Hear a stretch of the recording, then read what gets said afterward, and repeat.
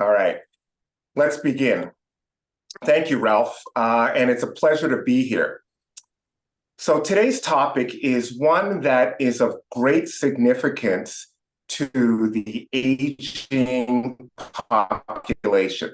Right now at a time where we're seeing longevity at an all-time high. And so with our aging population, the ones that you care for every day, one of the things that threaten this population's quality of life and ability to live their greatest lives is this topic of falls.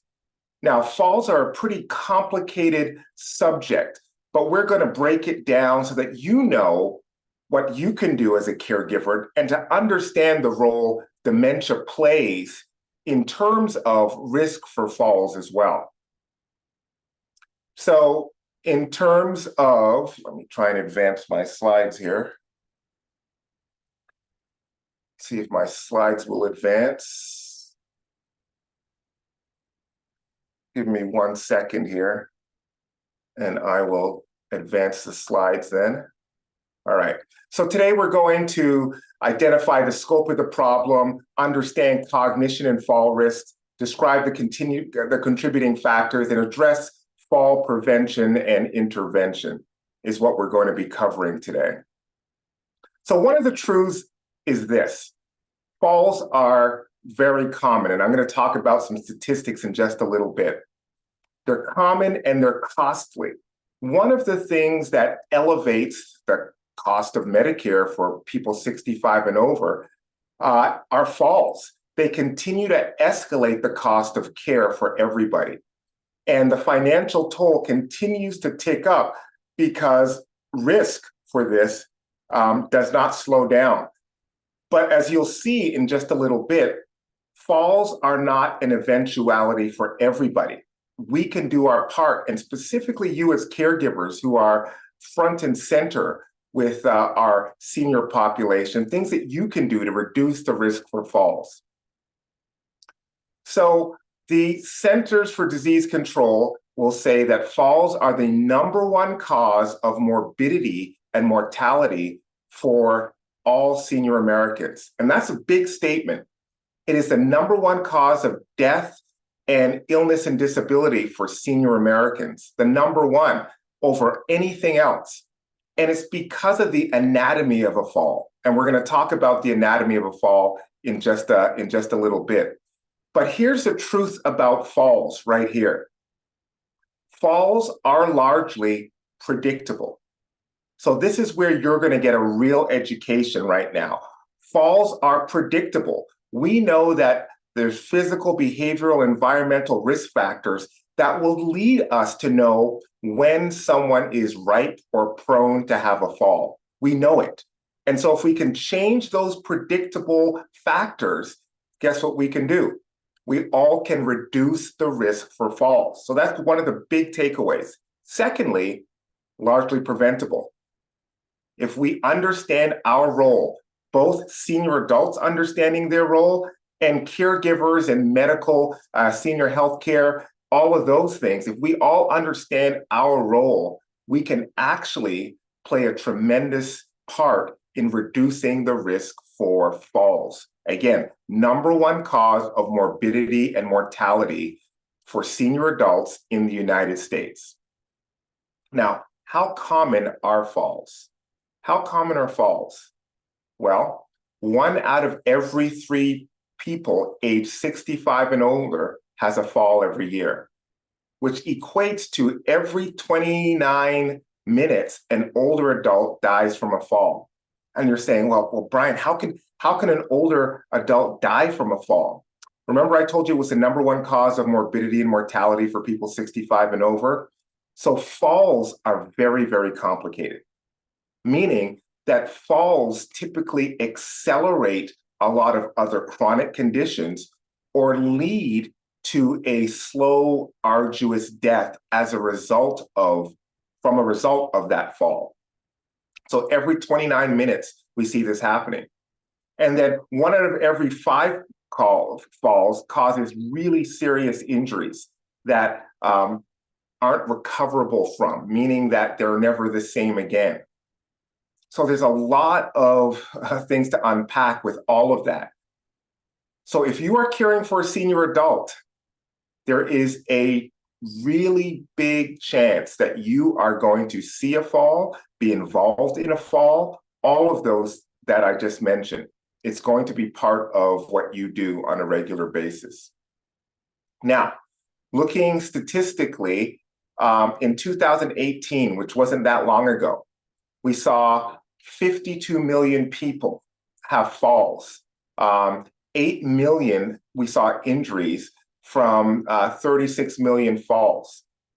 And in 2030, we're looking at numbers that are going to skyrocket more from that. And so the growing burden as time goes on is going to increase. So why are we going to see a growing burden? Well, one is because the senior population is the largest cohort of our entire population now. We have an inverted population. There are more senior adults than there are 18 and under. So for the first time in history, we're seeing more seniors, and that number is going to increase in time, which means that there are going to be more seniors and more opportunities to fall, which make these numbers skyrocket. So if you work with senior adults, there's going to be no shortage of work because there are more senior adults coming online every year and they're living longer. So with that in play, we're looking at skyrocketing numbers. So let's talk about the anatomy of a fall. What is the definition of a fall? Let's talk about that. Well, a fall is defined as an unintentional loss of balance that leads to failure of postural stability. Big words, and I'll break that down now. So nobody at the age of 30 says, you know what, when I'm 75, I think I'm going to have a big fall and I'm going to have a brain bleed and I'm going to die prematurely. That never happens for anybody. They're unintentional, meaning that everyone is doing the best that they can, but something happened and we saw a fall. Now, that word postural stability, that is an important word that I want to define, meaning that all of us have a posture at which we have balance and the ability to walk or ambulate or move.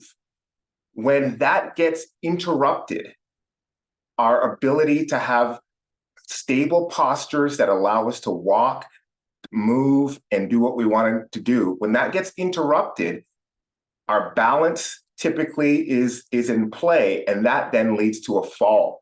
So when our balance is threatened and it leads to us outside of our regular posture, a fall happens. And then we know that recurrent fallers, meaning if you fall once, you are more prone to fall again. So we want to really stop first-time fallers by doing a lot of preventative things. But if you fall once and you don't get help to adjudicate or fix why you fell, you are more likely to fall another time. That's a big red flag. So yes, if you or someone you've cared for has fallen, they need to get help in terms of envisioning, recalculating everything so they don't have another fall. If they don't do that, if they don't revisit why they fell the first time, they're prone to have another fall, which is not the gold standard. So what happens? Why is it the leading cause of morbidity and mortality? What happens? So we see mortality, meaning that you are not the same again. It leads to other types of disabilities because of the fall, and then subsequently death, which is morbidity.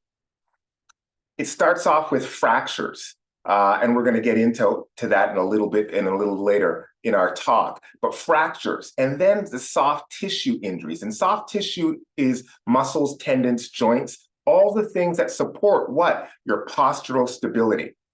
So all of a sudden, if you fall and you hurt the discs of your back, which hold your back up straight so that you can stand tall and move and do your stuff, if all of a sudden the discs in your back, the soft tissue in your back become compromised, you get some disc problems, oh boy, then all of a sudden you start to hunch over because your back is sore. And when you hunch over, you're out of balance. And when you're out of balance, what happens? You fall. And so that's a big issue. It's those soft tissues, ligaments, joints, tendons, all of those things. And then comes the head trauma. Remember, as you age as a senior American, when you fall, some of the natural things that happen as you age start to wane. And one of them is our reaction time. So typically, younger people, when they lose their balance, they become very reactive and sometimes can stabilize themselves. But if they can't stabilize themselves, they usually try and break their falls. Well, as you age, your reaction time slows and your ability to break your fall is diminished. With this being diminished, when you fall, what typically happens is you fall head first into things, and that's where head trauma comes in. And that is the boatload of a lot of the death that happens when people fall, is they hit their head, get a brain bleed, a subdermal hematoma, or some type of hemorrhage situation, and that starts to lead down the train of death. And it's head trauma because they don't have the reaction time to break their fall.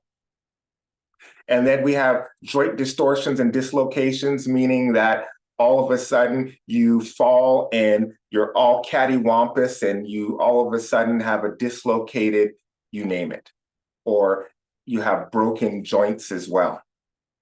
And when you fall, one of the things that happens is you lose your confidence. And remember, I told you the only way to stop from falling again is if you actually kind of get trained on not how to fall and strengthening your body so that you don't do it. If you don't do that, you will lose your confidence and you will do what? Continue to fall. And so what happens is when you lose your confidence, you restrict your activity. You become, I'm not going to do that because I'm afraid of falling. And every time that you stop your body from moving, your body becomes weaker and you start to play the self-fulfilling prophecy, which is, I have a fear of falling, I have a fear of falling, but you haven't prepared yourself not to fall. And so every time you move, you become weaker because you haven't moved and you are more prone to fall. So it's a really cyclical aspect. And we're going to go over that, a little bit of a cyclical chart in just a little bit. So what can we do to look at the risk factors or stopping or addressing the risk factors? So we have two types of risk factors: modifiable, meaning that we can do something about, and non-modifiable risk factors, which are things that we can't do anything about. So let's talk about the things that we can do. And this is for you, the caregiver, that you really need to take some notes on this and understand how to help the person that you're caring for. One of the things is gait, meaning that all of us have a gait when we walk. And we need to have a gait that allows us to pick up our feet and take steps slowly. If our gait is shuffling or dragging our feet, or we don't have the strength to pick our feet up over a step, we are ripe for falls. So we want to make sure that our gait is normalized and we're walking and ambulating well. If that's not the case, we can learn how to do that. There's physical therapy and other things that we can do to get a proper gait. But strength is something that we need to be able to acquire, to pick our feet up and to be able to ambulate and move around. So strength is something that we can modify. And then balance deficits. So if someone has things like anything like vertigo, which is a balance thing, or all of a sudden just needs time to consistently get their balance, you can actually work on balance. So that's something that can be worked on. So for you caring for somebody, if someone looks like their balance is off, that's the time where you say, we should probably get this checked out. This is something that potentially can lead to a fall. Physical inactivity is one of the biggest. Our bodies were created to move. We need to move our bodies. And when we don't move our bodies, that physical inactivity, we get out of the rhythm of the regular movements that make us human.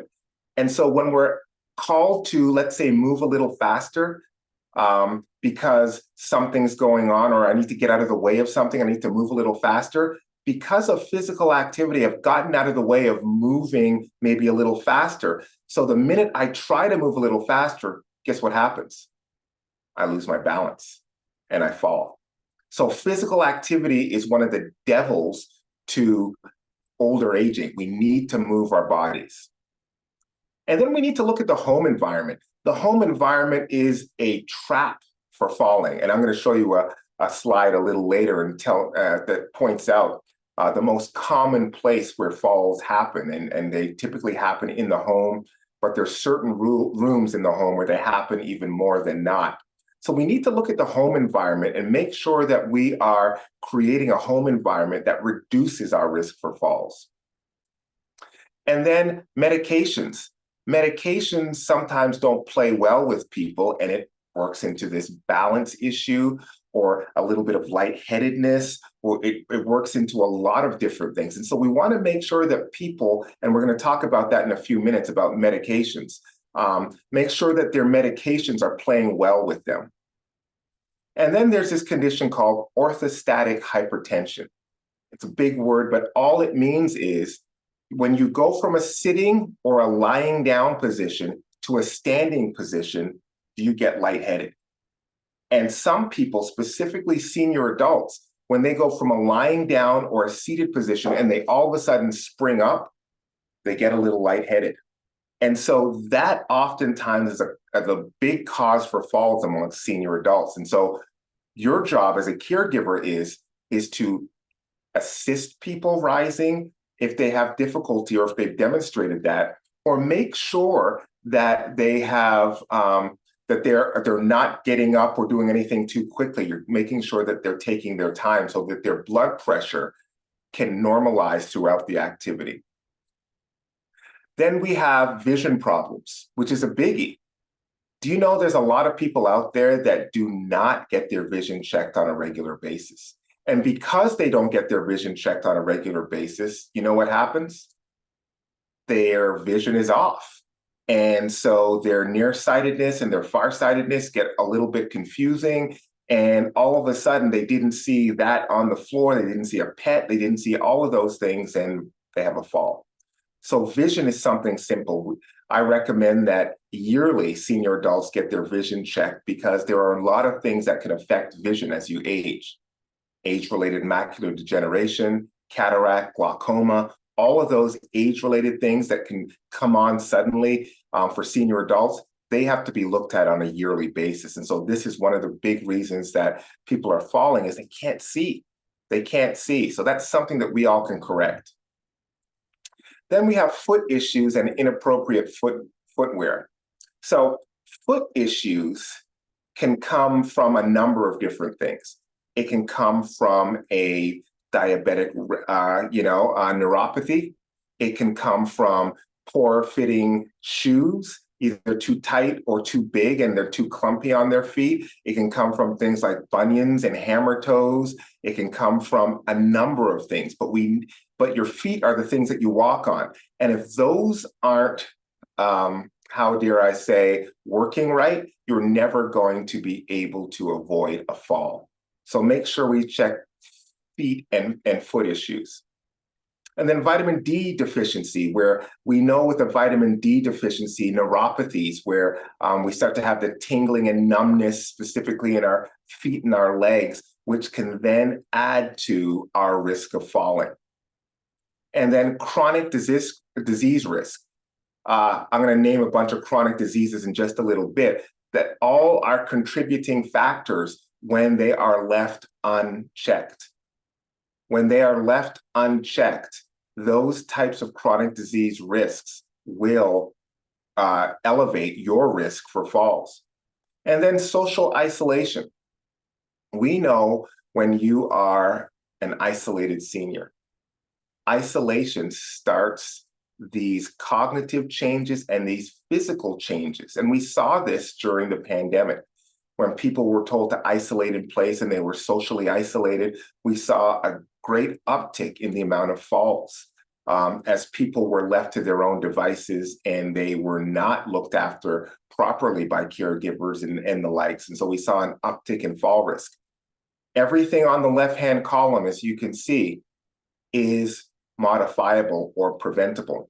Remember in one of my earlier slides, I said that falls are predictable and largely preventable.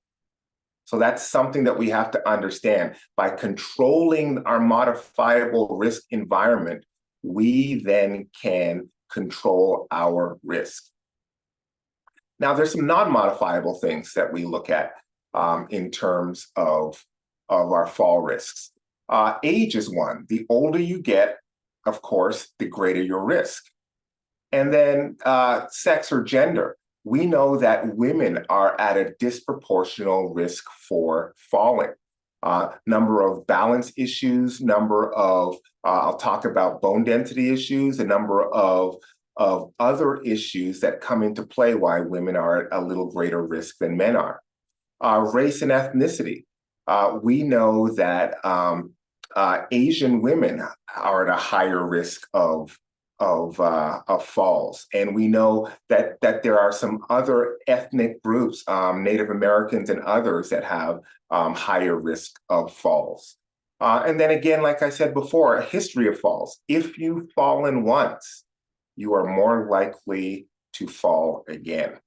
So our job is to reduce falls in the first place. And if you do have a fall, like I said before, to go through, understand why you had the fall, and basically go through a retraining so that you don't have a secondary fall. Then the big one, and we're going to spend some time here, are these chronic conditions that contribute to your fall risk. And so this is where the Alzheimer's dementia continuum comes in. So we're going to spend some time here. In terms of looking at Alzheimer's disease and related dementias, they are these progressive neurodegenerative diseases. And the part of this disease that puts you at greater risk for falls is when it specifically, this disease, this neurodegeneration, meaning the neurons of your brain start to die. Because the neurons of your brain start to die, they start to attack different parts of your brain and different parts of your memory. So we have 4 types of memory.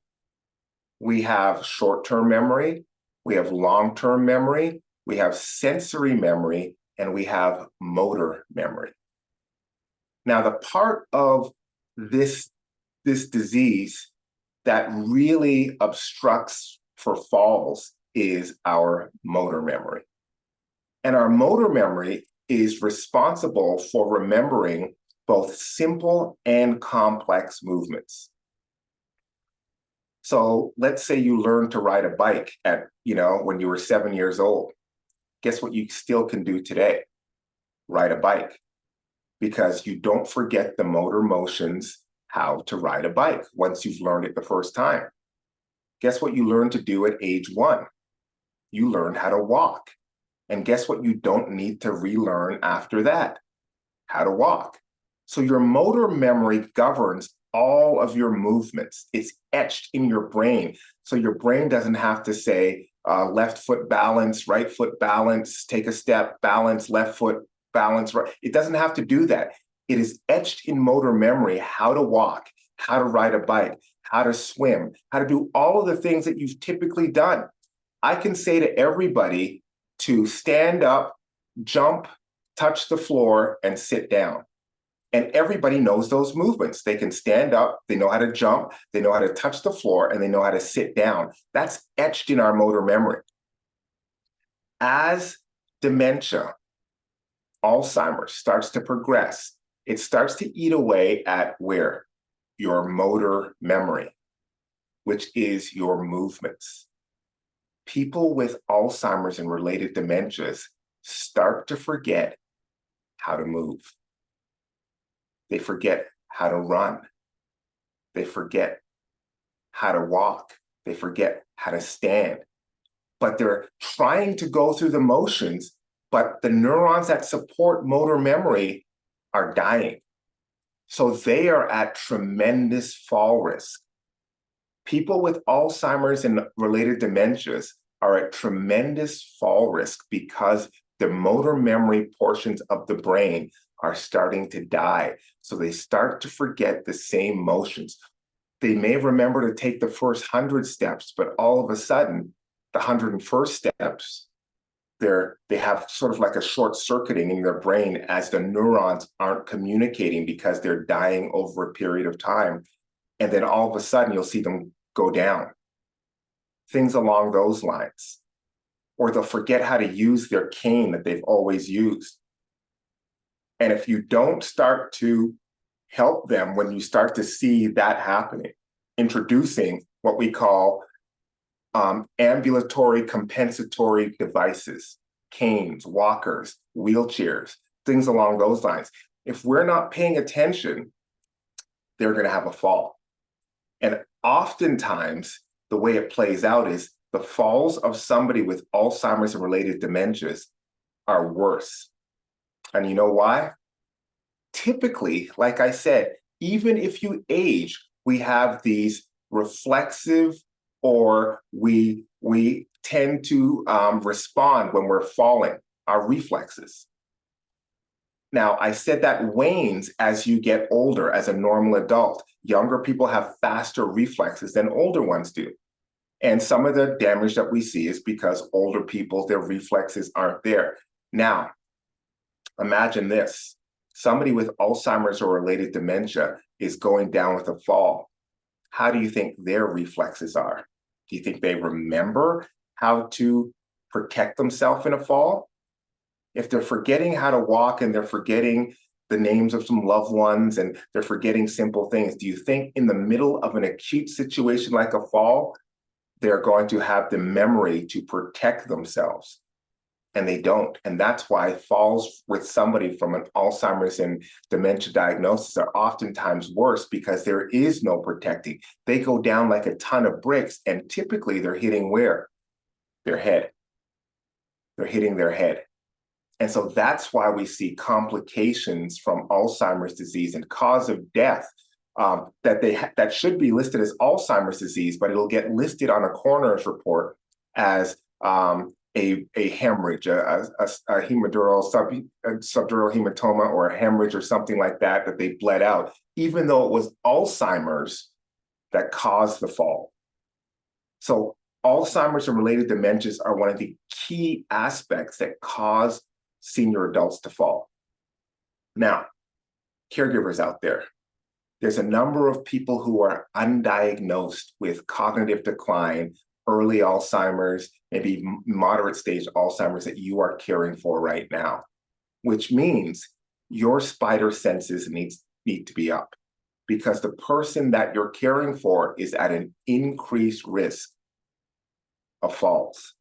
And if you're not doing your job to control the things that you can control, you are putting that person at disproportionate risk and putting yourself at risk to be hurt yourself, but really threatening the quality of life for those that you care for. The continuum of senior adults sometimes gets messy when they have these falls, hospitalized, then go to rehab, and then they're never able to come home again. And so home care, like yourselves, lose a lot of patients, a lot of clients a year because of these falls, because they could never return home again, which means they don't come home for you to take care of. And so there's a lot of business loss because of we're not attending to fall risk. So that's something that should be paramount to all caregivers, because we want to help people and reduce these accidents and increase their quality of life.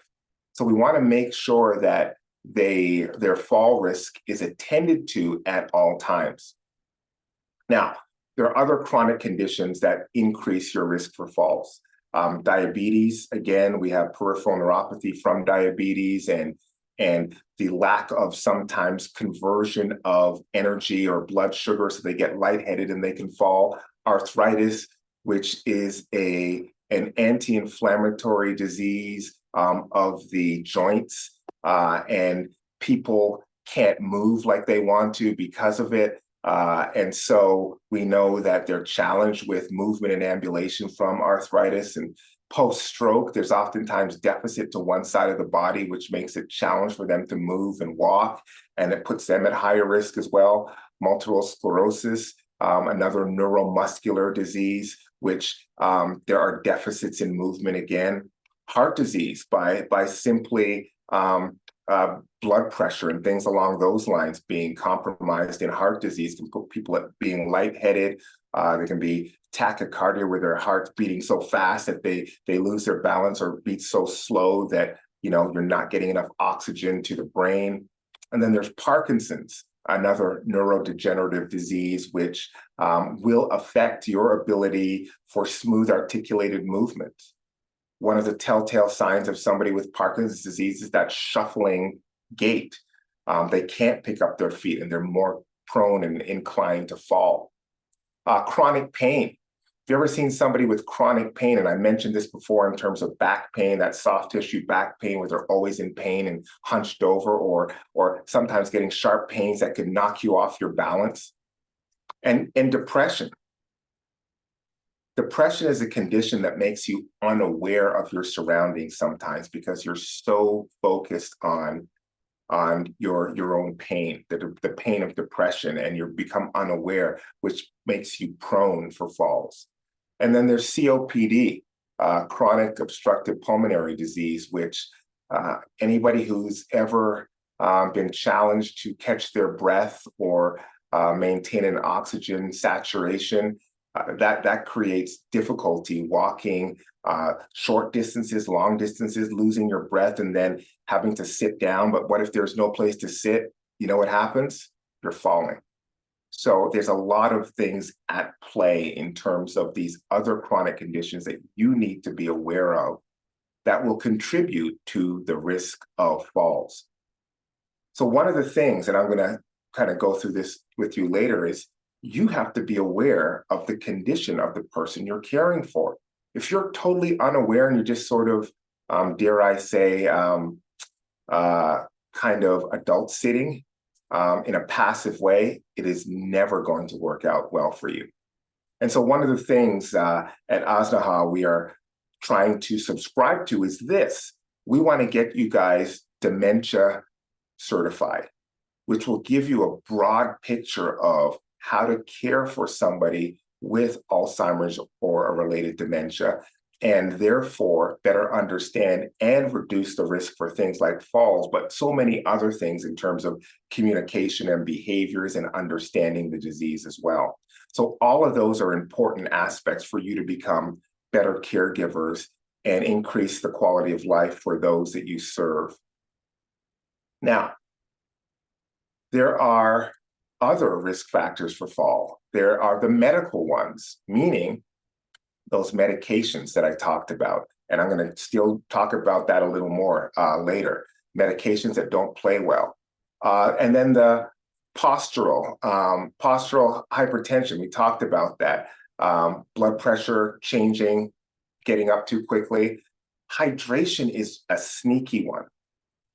Hydration will always lead, lack of hydration or dehydration will always lead to dizziness, and you will become unaware of your surroundings, which can lead to a fall just like that. For those of us who live in Arizona, dehydration can come on you just like that. And it's one of those things that if you're not careful, you can become dehydrated, specifically if you have an Alzheimer's or a dementia diagnosis. And then there's anemia, where all of a sudden you look at the levels of iron in your blood and they are low, and you can't process enough oxygen in your body, in your brain. And so when that happens, you are at risk for a fall. And then the psychological, the depression we talked about before, the fear of falling, and sometimes we have a reduced motivation as we age. And then, of course, the physical aspects, balance and walking problems and reduced muscle strength. We talked about vision. Hearing is another one that we have to look into. Loss of foot sensation for a number of reasons. Reflex changes, we talked about that. And bladder problems. Here's something that doesn't get spoken about. Senior adults can't hold their bladder like younger adults can. So what if all of a sudden something like you need to urinate very quickly, the urge comes on, and you're trying to, because of urinary incontinence and you wanting to prevent that, you're trying to get to a restroom really quickly. And you're moving too fast, trying to hold your pee. What do you think happens? A fall.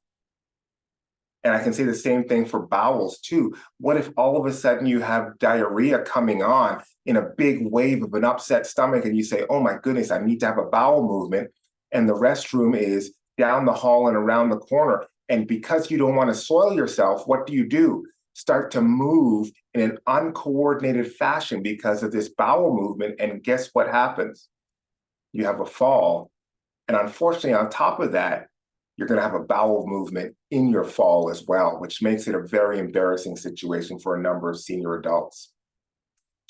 So this is where caregivers always have to check on those that they care for and ask them if they can assist them going to the restroom on a regular basis, so that we can avoid that aspect of the physicality of what happens in fall prevention.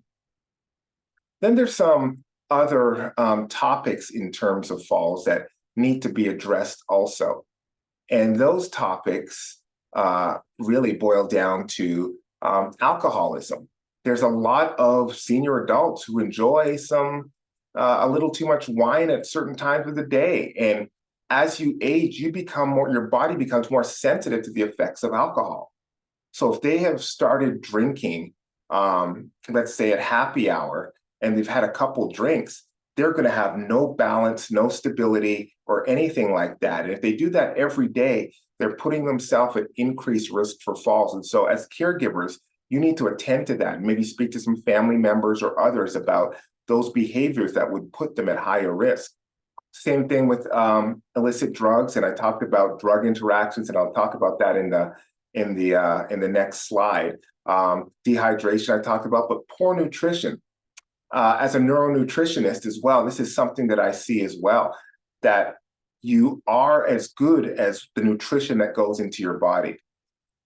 Am I able to be taking the right micronutrients and macronutrients to support me being healthy and ambulatory? And there's a lot of people that have full bellies, but they're actually malnourished.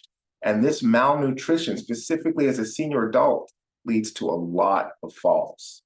So it's important to understand the nutritional status of the senior adult that you're caring for. It's something that you need to be on top of on a regular basis, because if the nutritional status is poor, you're a fall waiting to happen.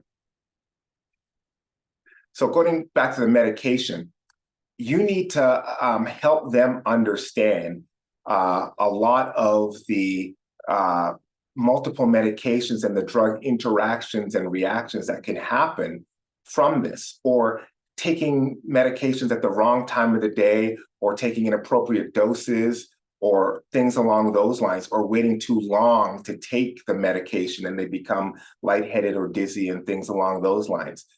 So one of the things that you have to do as a caregiver is just make sure that they are aware of they have to take their medication as prescribed, and make sure that it's at the right time and they're drinking the right amount of fluids. One of the problems that people talk about that go understated is that people aren't taking their medications with the food that they're supposed to, or they're not drinking enough water with that. When you're not drinking enough water, it does change the way that it breaks down.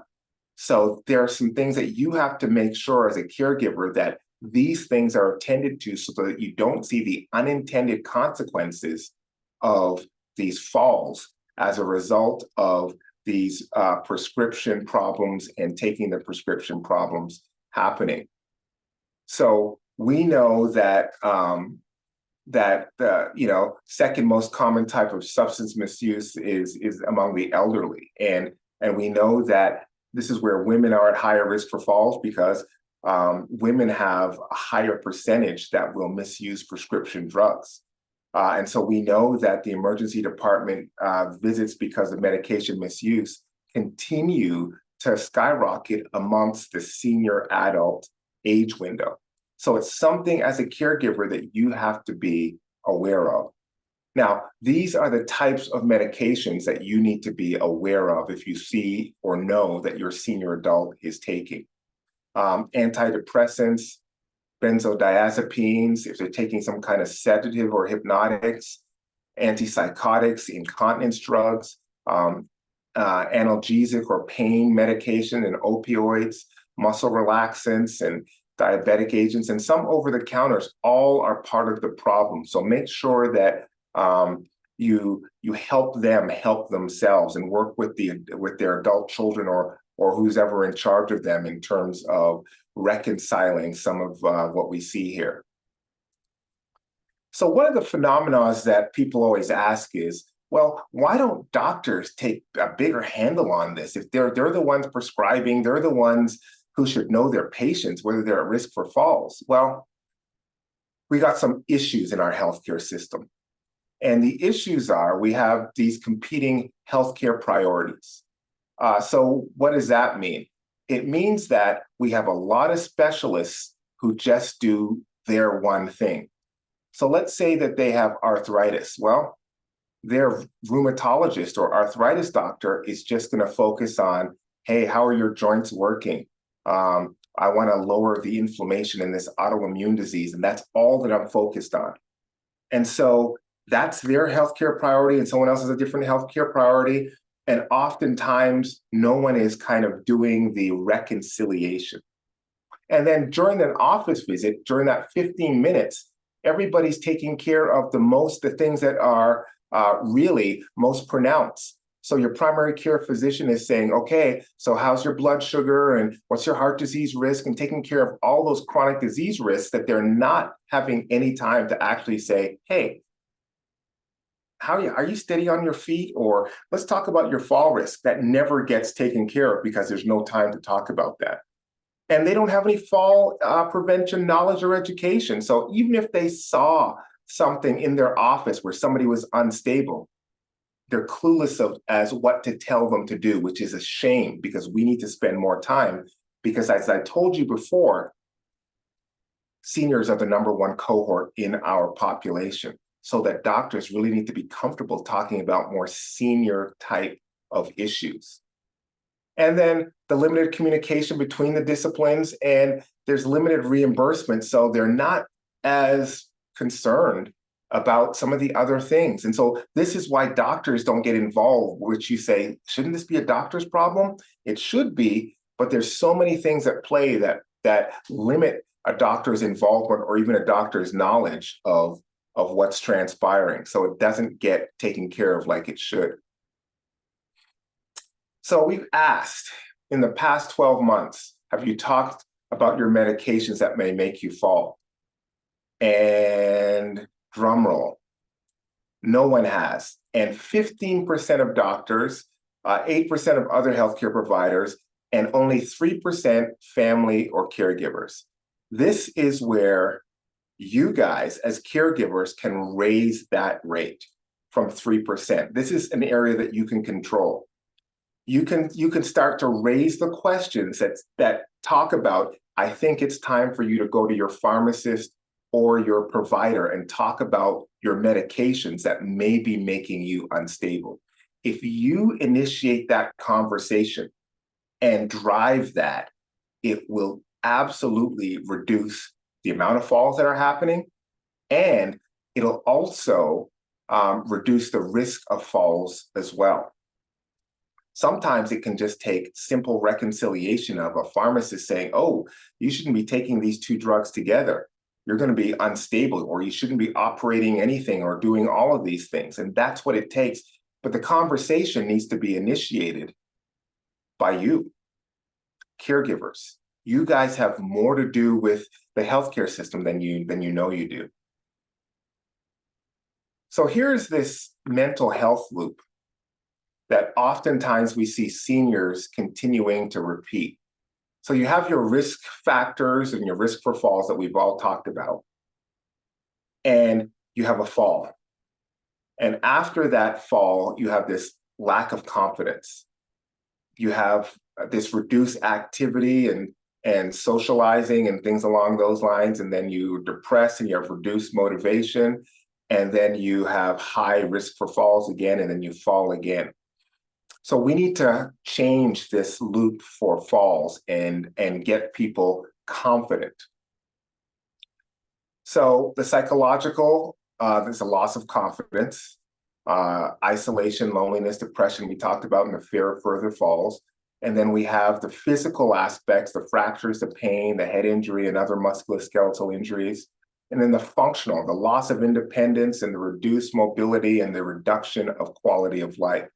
Everything goes down when we don't address this upstream.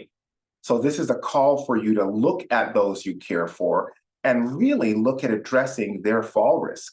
Because without that, it's just an accident waiting to happen, knowing that every 29 minutes, somebody dies from a fall.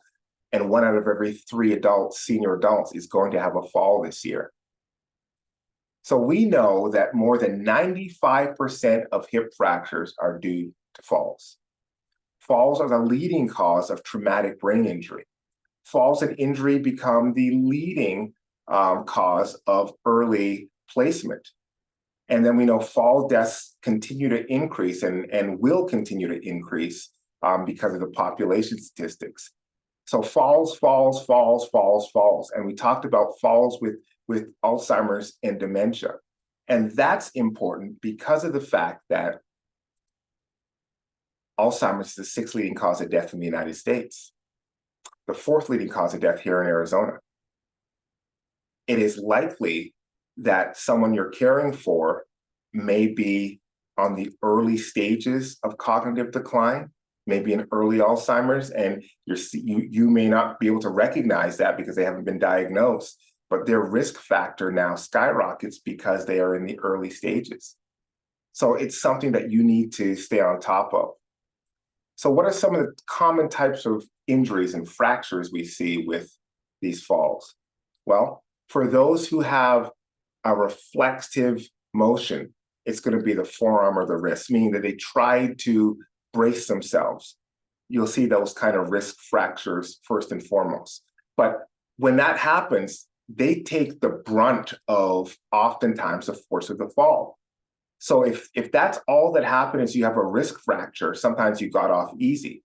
But when you don't get to break your fall and you fall on your back or something like that, that's where we have the spine fractures. Not just the discs of the soft tissue, but the actual spine will break. And that's when you'll have pain and other issues come into play as well. And then, of course, if your hip bone is the first thing to make contact, 95% of hip fractures are because of falls. And a hip fracture can be everything from the pelvic girdle to the femur to the hip itself. So those are all considered. And then there are those where it's ankle fractures, where you didn't lift your foot up quite high or it got caught on something, and then the force of your body going another way does what? Cracks your ankle. And then there's the upper arm, forearm, and hand. Again, more of the reflexive type of fractures. So those are the most common types of fractures for senior adults. Some startling statistics here. 10% of hip fracture patients will die within 1 month, and 30% will die within the first year. Hip fractures are almost a death sentence for a third of people who break their hip. There is something about breaking your hip as a senior adult, and if it's not fixed immediately and you're ambulatory, again, your rate of dying a year after a hip fracture continues to skyrocket. So it's one of those things that we need to prevent falls. We need to prevent falls. And 50% of the people that fall no longer can live independently. And this is where they will go have their surgery from a hospital, go to a rehab to rehab it, but they can never return home again. They will be placed after that. 50% of people with a fall. Now, if I owned a home care company and my business was keeping people in their homes and as active as they can be, one of the areas that I would try and get my hands around is Alzheimer's and related dementia, which is the leading cause of these types of things that would initiate falls, and looking at reducing the amount of falls as well. Because this statistic here of 50% of people who have a fall can no longer live independently, which means they no longer have need for the services of in-home care. So it is a big, startling red flag how important this topic is for caregivers. So because you're charged in really improving the quality of life for those you care. So you want to reduce those risks.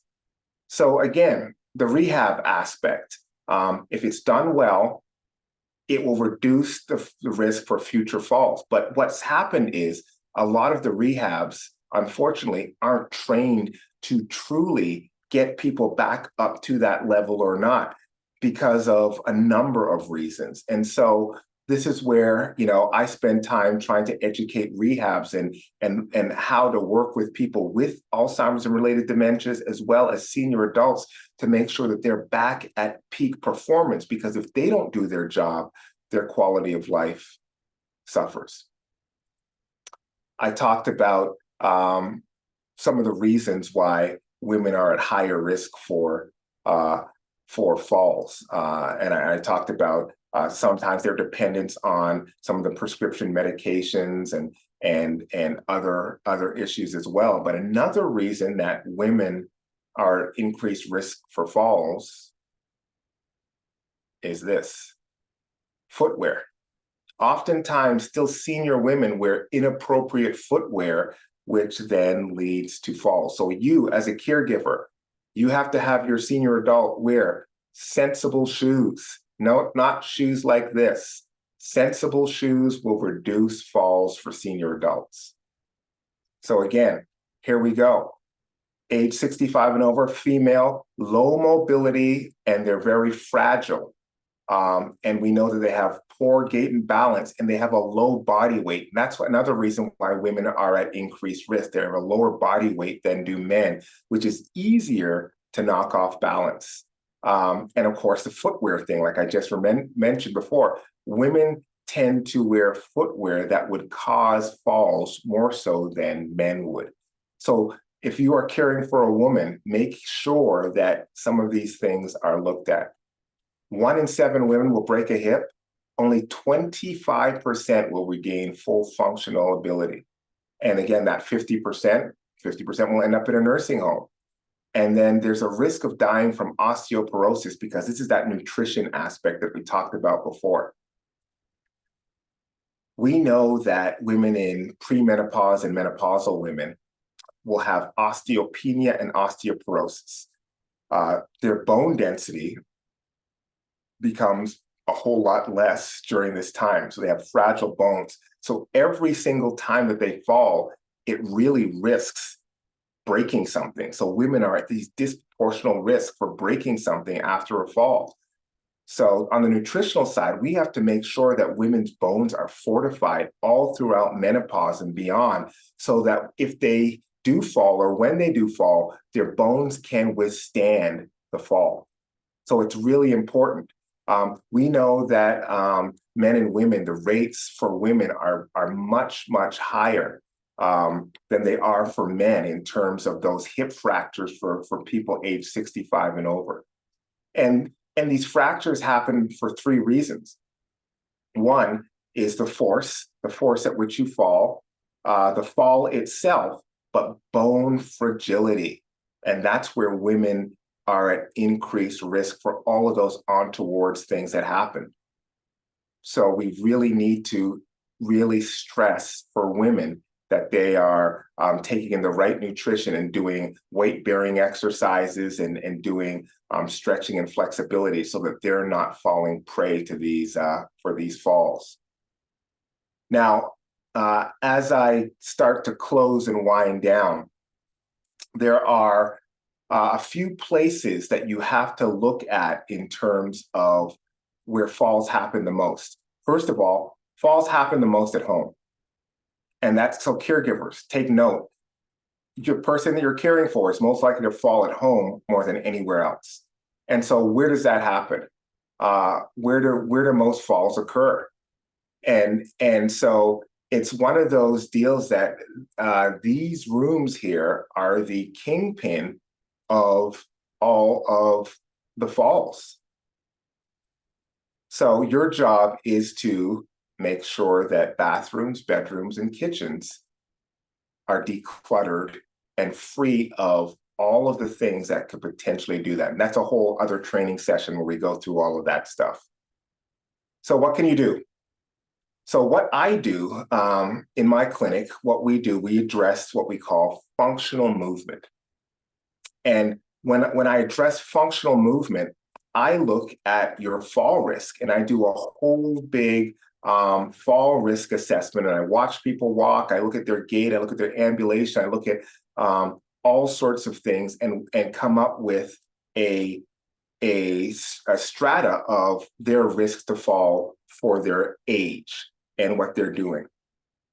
So we do that in clinic, and if you're concerned about someone's fall risk and you want to get that assessed, happy to see folks in that regard. Now, for you, what you can do in the home: reduce the number of hazards, remove clutter, make sure the place is well lit. Don't use a stool or a chair to reach things in a kitchen. Move the telephone or anything like that beside the bedside so they're not reaching, stretching, or anything like that. Go down to lower shelves. You're starting the threshold of having things at a more gettable place. Use a shower instead of a bathtub, and those things really create a much better, safer environment. And then using adaptive and assisted devices, things like raised toilets, and using canes and walkers and wheelchairs. I mentioned that earlier. And grab bars, making sure that those need to be around the house. If you're caring for someone in their home, suggest to the homeowner or the adult children or who's ever in charge, these things need to start happening. Otherwise, you're going to have an accelerated rate of falling, specifically with an Alzheimer's and dementia diagnosis, where there may be some confusion involved in some of their activities. So just making sure that you do all of those aspects. And so your job is to create a plan as a caregiver. Understand who you are caring for and create a plan. That's what your job is. So when you go back to caring, make sure that you're looking for all of the things that are modifiable, like that modifiable list, and make sure you're attending to all of those. That's really important, that you create a plan and reduce the risk of all of that.